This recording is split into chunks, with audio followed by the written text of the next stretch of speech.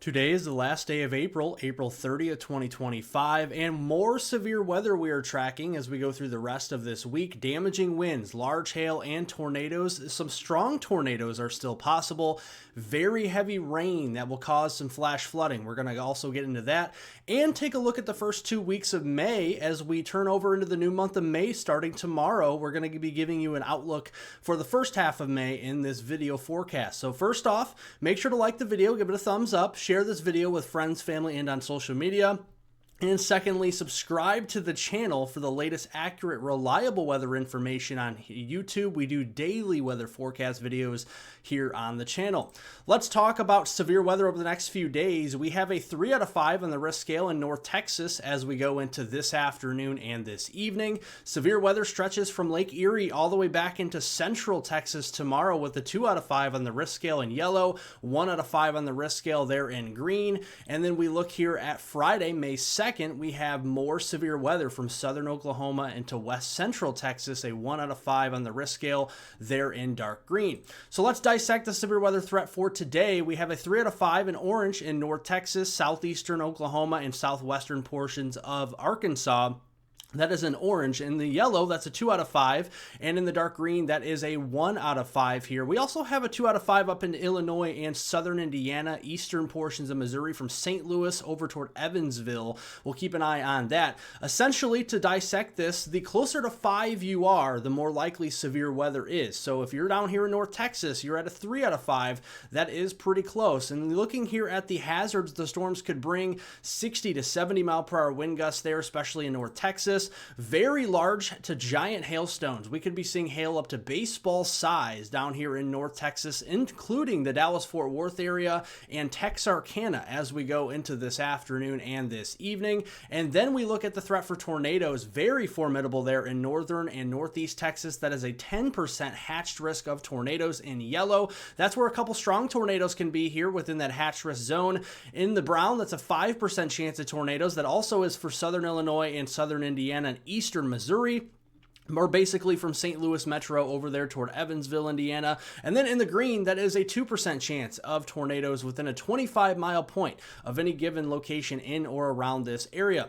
So let's give you a timeline of when these storms are to arrive. And notice here we have a big line of thunderstorms, and this is going to tell us that damaging winds and hail should be the primary threat here with these storms as it's more linear, but a little bit of a kink on the leading edge of this line, or if a storm can develop ahead of the line, we could be seeing some stronger tornado potential. This is already here at noon time frame.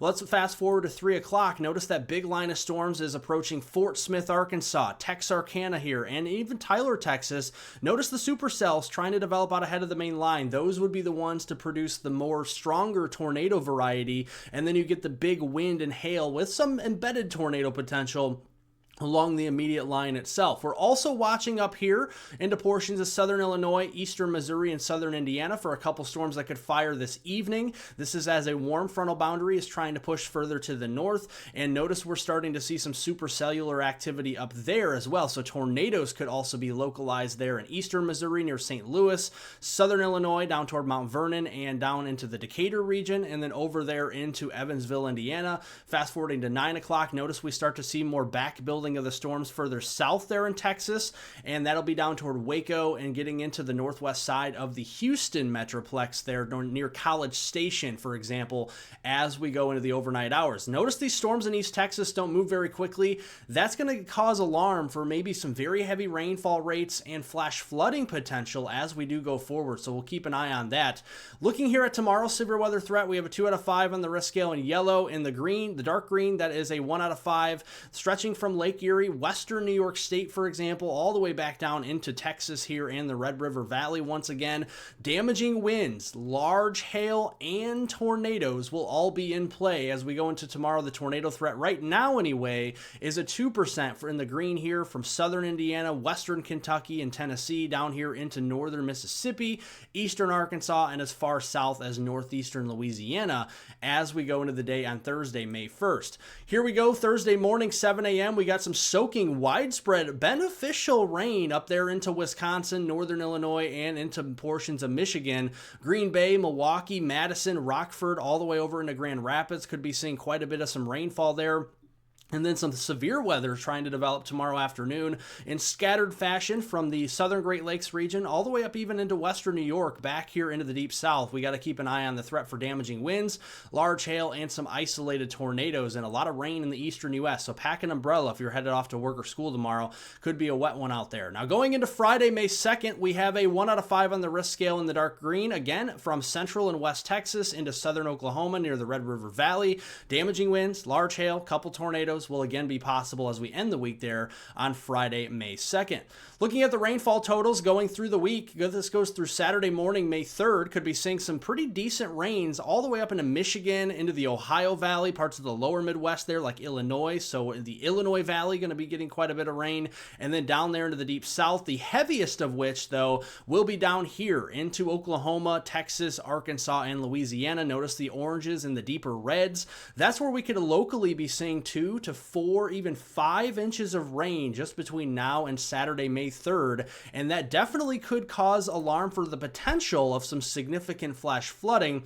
In the red there, the Weather Prediction Center is forecasting a moderate risk of flash flooding southeastern Oklahoma, north and northeast Texas, and then into west central Arkansas, with a slight risk for flash flooding in yellow, extending from central Texas near Abilene all the way up there to Cape Girardeau into portions of Missouri, and then a broad brush marginal risk in green there into the lower Midwestern regions like Illinois, Indiana, and the Ohio Valley like Ohio, Kentucky, and West Virginia. That's what we're looking at for the flooding potential. Now let's look at our temperatures as we go through the rest of the week. Here's your highs this afternoon expected into the southeast, more summer-like heat into the 80s, and well into the 80s in fact, and we could be in the low 90s out here in Florida again. Upper 90s to near 100 degrees in south central Texas, so it's going to be fun in the sun down there today. And then as we turn into the new month tomorrow, Thursday, May 1st, more 90s ticketed for central and southern Texas, 80s there in Florida and the southeast coast, and then we'll cool off a little bit as we end the week and head into the weekend there on Saturday, May 3rd and Sunday, May 4th down to the south, but we're going to be warming up as we go into the northern plains. Montana, the Dakotas, Minnesota, we're into the mid-80s on Saturday and especially into Sunday there, May 3rd and May 4th. Let's look at our weather pattern heading into next work week. This is Monday, May 5th through Friday, May 9th, and we're going to be seeing a ridge of high pressure building across the southern Canadian prairies of Manitoba and Ontario, and also the upper Great Lakes region, and then lowering of the pressure down here into the desert southwest, extending eastward into Texas. What this will ultimately do, keep us cooler underneath here, so areas that have been just squelching hot across portions of Arizona into New Mexico and West Texas, and really this is drought-driven heat. We're going to be cooling off in a big way. Lower clouds, rainfall, actually getting precipitation is nice to keep our temperatures cool down here, and then we're going to be drying out further to the north, and that's going to heat us up, right? Drier ground heats up faster than a wetter ground does, so we're going to be seeing warmer temperatures into southern Canada, but also the upper Midwest and the northern plains. So the Dakotas, Nebraska, Minnesota, Iowa, and Wisconsin, the UP of Michigan, warming up in a big way as we go into next week. Now, as far as precipitation is concerned, we're shutting off the taps to precipitation in the upper Midwest as we go into next week, seeing a couple areas of concern for some heavier rainfall, one over here into the mid-Atlantic coast. Now, this is beneficial rain for New Jersey. A lot of those wildfires we've been seeing on the news and all this stuff, definitely going to be great news to see rainfall over here as we go into next week.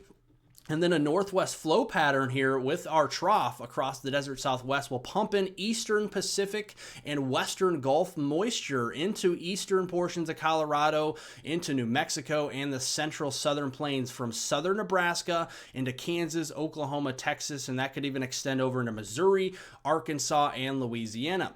Now we look here at the storm energy going into next week, and there's going to be plenty of it, especially from Kansas on southward into Oklahoma and Texas day after day, and this could increase the potential for severe thunderstorm episodes across this region, mainly lines of storms, but we could have some supercellular activity that could produce tornadoes and large hail as well. So we're going to be keeping a very close eye on that going into next week. But nonetheless, very heavy rainfall here is expected from the front range of the Rockies in eastern Colorado down into central southern plains, so from southern Nebraska into Kansas, Oklahoma, Texas, and then again extending over into Missouri, Arkansas, and Louisiana. A lot of these oranges and reds, that's multiple inches of rain rain, and then the same deal over here in the mid-Atlantic and the Northeast. Let's zoom in to show you some of the specific totals we could be seeing. Denver, a couple of inches of rain there for you. Wichita, 2 inches. Kansas City, an inch or so.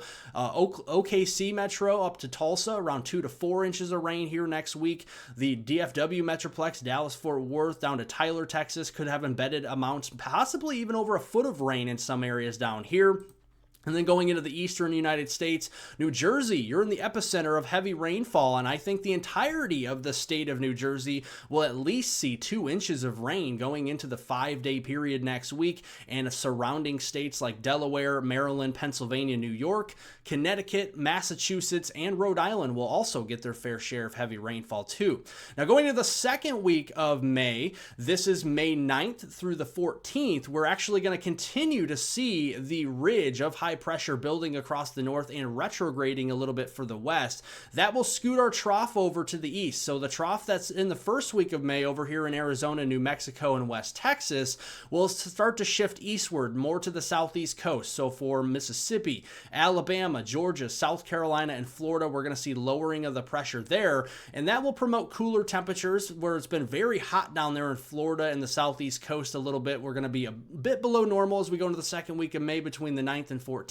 And heating up more widespread across the northern and western U.S. during this time, and precipitation signals right now for the agricultural belt for the farmers up here in the Midwest looks pretty dry, and then across the southeast coast we're going to be getting that Gulf moisture and the western Atlantic moisture involved, and we could be seeing an eastern seaboard type rain setup as we go into the second week of May. Hey, if you do enjoy my forecast, make sure to give it a like, thumbs up down below, comment down below, and subscribe to the channel as we keep you updated. Thank you for watching, and I'll see you all in the next video.